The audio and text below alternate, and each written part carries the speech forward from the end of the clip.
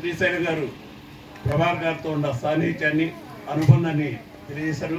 వారికి మనం కృతజ్ఞత తెలియజేస్తున్నాం.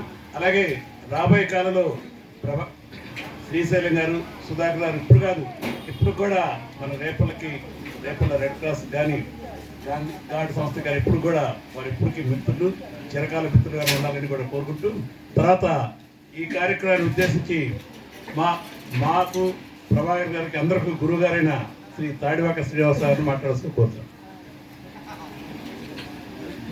కూర్చొని మాట్లాడుకున్నారు, పర్లేదు. అలా మీ వరకు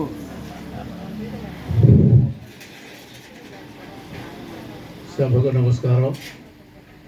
ఈరోజు డాక్టర్ గారు అన్నట్టుగా అందరికీ దుర్దినం.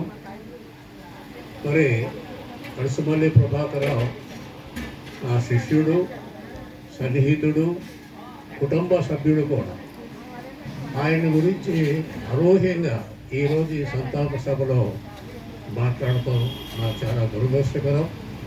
అయినా భగవంతుడి చేతిలో ఉంది మరణం అనేది. అందరూ పుడతాం, అందరూ చనిపోతాం.